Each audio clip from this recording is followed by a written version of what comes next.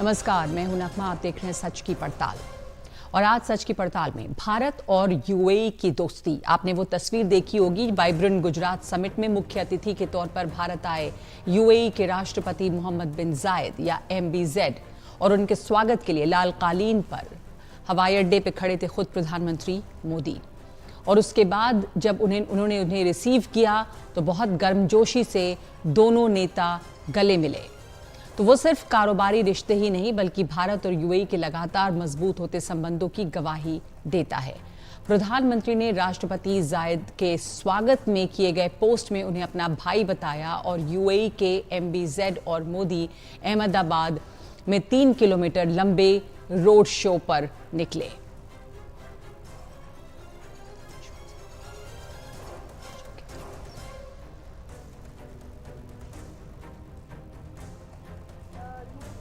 इस road show और ये गले मिलने की जो ऑप्टिक्स है उसके भी अपने कूटनीतिक महत्व हैं। कल ही दोनों देशों के बीच कई कारोबारी समझौते हुए हैं। भारत के अक्षय ऊर्जा मंत्रालय और यूएई के निवेश मंत्रालय के बीच सौर ऊर्जा यानी सोलर एनर्जी क्षेत्र में साझे को लेकर MOU पर दस्तखत किए गए हैं।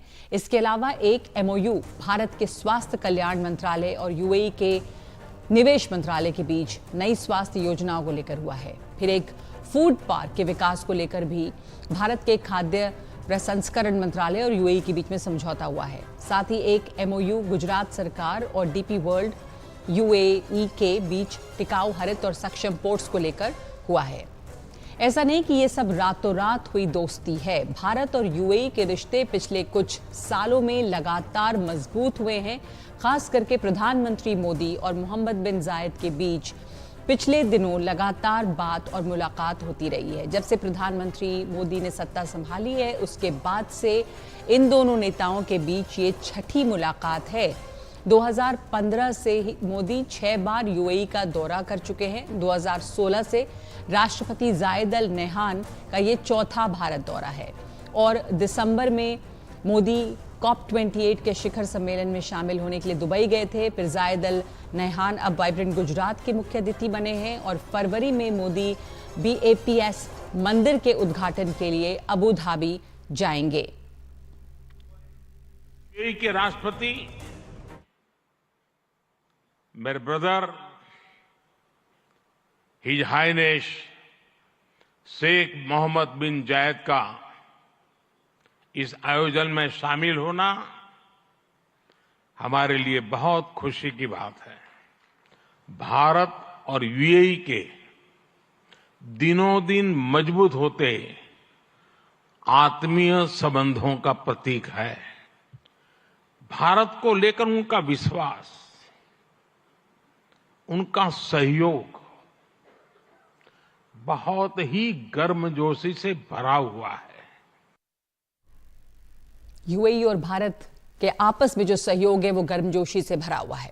खास करके इस जुलाई में प्रधानमंत्री के यूएई दौरे को इन रिश्तों का एक मील का पत्थर माना जा सकता है। इस दौरान 3 MOU पर दस्तखत हुए हैं जिनमें एक अहम बातचीत दोनों देशों के बीच आपसी मुद्रा में कारोबार को लेकर हुई। दूसरा समझौता पेमेंट और मैसेजिंग सिस्टम को जोड़ने को लेकर हुआ और इसके अलावा IIT दिल्ली का एक संस्थान अबू धाबी में खोलने की बात हुई। तो ये साफ है कि दोनों देशों के रिश्ते पुराने तेल कारोबार से काफी आगे जा चुके हैं। दरअसल दोनों देशों की आपसी निर्भरता भी इसकी एक वजह है। यूएई में 38 लाख से ज्यादा भारत के रहते हैं। इसके अलावा भारत की एक बहुत बड़ी मुस्लिम आबादी के लिए अरब दुनिया में ऐसा दोस्त एक सुकून और भरोसा देता है। यूएई भी लगातार खुल रहा है, यहाँ से बन रहे हैं रिश्ते, यहाँ से बढ़ रही है साझेदारी। लेकिन देखना है कि इसकी राह में क्या चुनौतियां हैं और क्या संभावनाएं हैं। तो हमारे साथ इसे समझने के लिए, भारत और यूएई के रिश्तों को समझने के लिए पूर्व राजनयिक प्रभु दयाल मौजूद जुड़ रहे हैं। बहुत धन्यवाद आपका।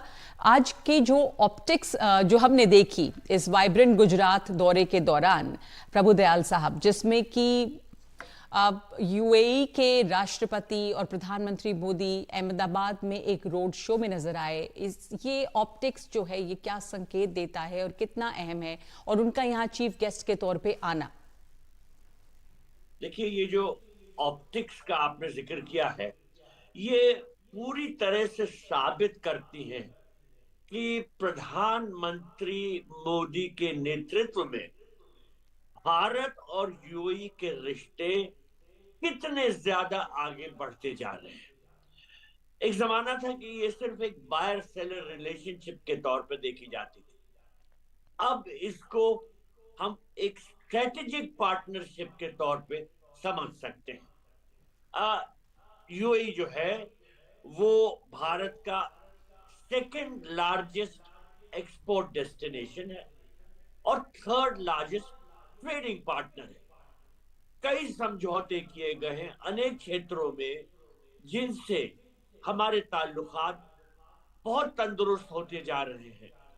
और अभी हाल के दिनों में देखिए, प्रधानमंत्री मोदी जी पिछले महीने COP28 अटेंड करने के लिए यूएई गए थे।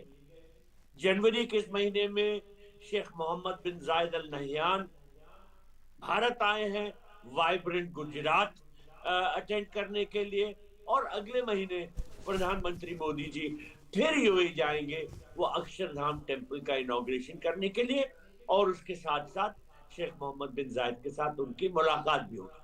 तो ये जो हासिल की गई है इतनी बड़ी कामयाबी, ये ऐसे आसानी से नहीं हुई है। देखिए, इसमें प्रधानमंत्री मोदी जी ने खुद बहुत मेहनत की है। मैं याद दिलाना चाहूंगा जी कि मैं आपसे सिर्फ ये पूछ रही थी कि जो यूएई के साथ हमारे रिश्ते थे उसमें लगातार एक अपस्विंग देखा गया है, एक मजबूती भी बढ़ी है। प्रधानमंत्री ने वहां पर कई दौरे किए हैं जब से उन्होंने सत्ता संभाली है। तो ये जो रिश्ते हैं इसमें आप एक टर्निंग पॉइंट कहां से देखते हैं? और यूएई की तरफ जो हमारा फोकस रहा है उसके पीछे की भी वजह, यूएई हमारे लिए बहुत अहम है, पार्टनरशिप अहम है, लेकिन एक नया मोड़ जो इन रिश्तों में आया है, कब और कैसे? ये नया मोड़ तब आया है जब प्रधानमंत्री मोदी ने यहाँ पर सत्ता संभाली है।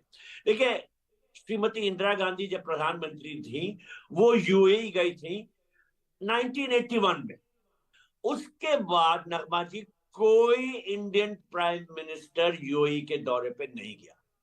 फिर जब प्रधानमंत्री मोदी यहां पर हमारे प्राइम मिनिस्टर बने, उस तब वो 34 साल बाद 2015 में यूएई के दौरे पे गए। और जैसा आपने अपने रिमार्क्स में कहा, वो 6 बार अब जा चुके हैं।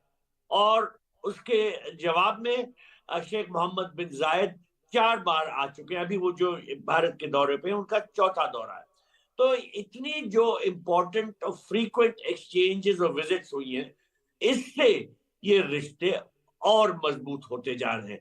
क्योंकि जब उच्चतर स्तर पर इतनी गर्मजोशी और दोस्ती देखने को मिलती है तो जरूर पूरे के पूरे रिश्ते जो है उनमें बदलाव आता है। प्रधानमंत्री मोदी जी शेख मोहम्मद बिन जायद को अपना भाई कहते हैं, माय ब्रदर। तो ये जो भाईचारा है ये लाजमी तौर पर अच्छे रिश्तों में तब्दील होता जा रहा है। जी एक तो ये कारोबारी रिश्ता, और पहले की भी बात हमने की कि एक बायर सेलर का रिश्ता या तेल की खरीद और बिक्री का जो रिश्ता है वो तो था ही, लेकिन उसके आगे बहुत सारे एमओयूज हुए। हमारे food parks, food security, solar energy, बल्कि आईआईटीज जैसे शिक्षा संस्थानों का वहां पर खुलना, वहां पे प्रधानमंत्री एक मंदिर के इनॉग्रेशन के लिए जाएंगे। ये तमाम चीजें हैं जो दिखाती हैं कि अब ये रिश्ते जो हैं वो बहुआयामी हैं, कई इस पे बढ़ रहे हैं। तो खाड़ी के देशों में यूएई के साथ जो हमारे रिश्ते इतने बढ़े हैं उसका महत्व क्या होता है अगर हम उसकी सिग्नलिंग में देखें बाकी खाड़ी के देशों से? और बहुत बड़ी भारतीय आबादी वहां पे रहती है यूएई में। देखिए, क्योंकि हमारी इतनी बड़ी आबादी वहां रहती है, इतना बड़ा डायस्पोरा है, 3.8 मिलियन के करीब है, तो उससे तो ऑटोमेटिकली यूएई हमारे लिए बहुत अहम तरीन देश हो जाता है। और इसमें कोई दो राय नहीं कि यूएई भी बहुत खुशी से भारतीयों को वहां काम करने की इजाजत देता है और उनको हर तरह से सहायता करता है। तो ये जो दोस्ताना ताल्लुकात हैं, अगर ये बढ़ते जा रहे हैं तो ये टॉप लेवल लीडरशिप के जो अच्छे ताल्लुकात हैं उनका ही नतीजा है।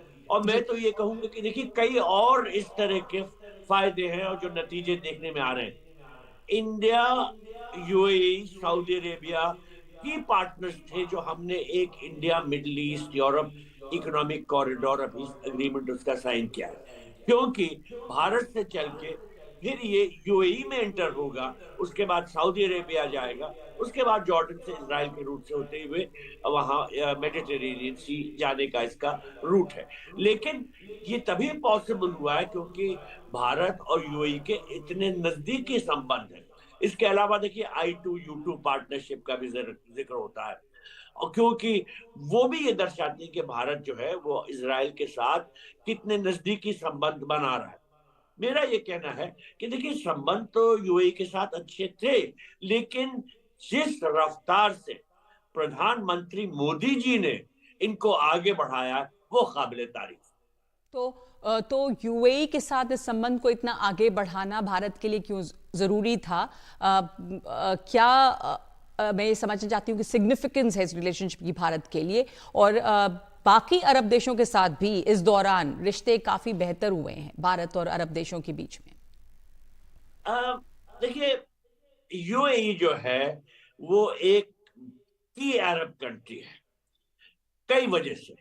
एक तो उसके पास तेल का भंडार है, it's a big exporter of oil, और इसीलिए उसके पास बहुत पूंजी है, बहुत धनवान देश है, उसके पास इन्वेस्ट करने की क्षमता है, और अगर भारत के साथ उसके अच्छे रिश्ते हैं और वो भारत को इस काबिल समझता है कि वहां पर निवेश करना अच्छा होगा, तो देखिए ये उनके भी फायदे की बात है और हमारे फायदे की भी बात है। अब बहुत से ऐसे क्षेत्र हैं जिसमें दोनों देश मिलकर कार्य कर रहे हैं, और वो एक तरह से फूड एंड एनर्जी सिक्योरिटी, इन दोनों चीजों को खास तौर पे ध्यान रखते हुए हर तरह का काम कर रहे हैं, हर तरह की कोशिश कर रहे हैं कि ताल्लुकात आगे बढ़े। आपने खुद जिक्र किया कि कुछ अग्रीमेंट साइन हुए, जैसे एक अग्रीमेंट साइन हुआ है ऑन फूड पार्क्स, एक और अग्रीमेंट साइन हुआ है हेल्थ केयर, और एक तीसरा अग्रीमेंट साइन हुआ है रिन्यूएबल एनर्जी सेक्टर पे। तो ये सब बहुत महत्व रखते हैं भारत और यूएई दोनों के लिए, क्योंकि इसमें दोनों देशों के नागरिकों की बहुत वेलबीइंग है। जी, और जैसा आपने भी जिक्र किया, हमने भी बताया था कि 3.8 मिलियन 38 लाख जो भारतीय हैं वो यूएई में रहते हैं। बहुत बड़ी आबादी भारत की वहाँ पे रह रही है। दूसरे, भारत और यूएई के रिश्ते कारोबारी रिश्ते से बढ़कर और ज़्यादा सहयोग दोनों में बढ़ा है, और यही हमने देखा कि यहाँ पर इस बार वाइब्रेंट गुजरात समिट में यूएई के राष्ट्रपति मुख्य अतिथि बने। न सिर्फ मुख्य अतिथि बने बल्कि जितना गर्मजोशी से उनका स्वागत किया प्रधानमंत्री ने, और उन्होंने जो रोड शो किया वो एक ये दिखाता है कि ये रिश्ते जो हैं वो लगातार आगे बढ़ रहे हैं और मजबूत हो रहे हैं। शुक्रिया आपका प्रभु दयाल हमारे साथ जुड़ने के लिए। जी नगमा जी, एक और बड़ा इंपॉर्टेंट एस्पेक्ट है कि इंडिया और यूएई के बीच में मिलिट्री कोऑपरेशन बहुत बढ़ रहा है। अभी पिछले हफ्ते हमारी बायलैटरल मिलिट्री एक्सरसाइज हुई थी, जिनका नाम जी बिल्कुल, आपने ऑपरेशन डेजर्ट साइक्लोन, और सही आपने जिक्र किया कि मिलिट्री कोऑपरेशन भी काफी मिलिट्री कोऑपरेशन भी काफी बढ़ा है। बहुत धन्यवाद आपका।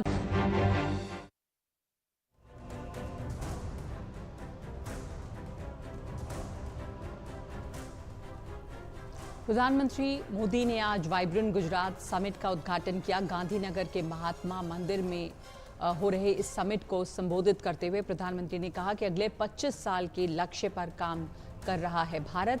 2047 तक भारत को विकसित बनाने का लक्ष्य है। वाइब्रेंट गुजरात ने 20 साल में निवेश के नए गेटवे बनाए।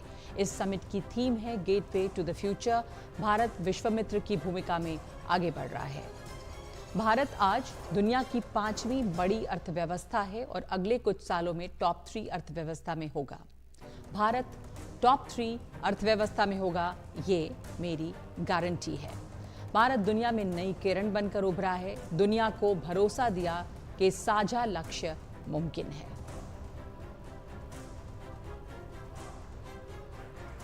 भारत की प्राथमिकताएं बिल्कुल स्पष्ट है।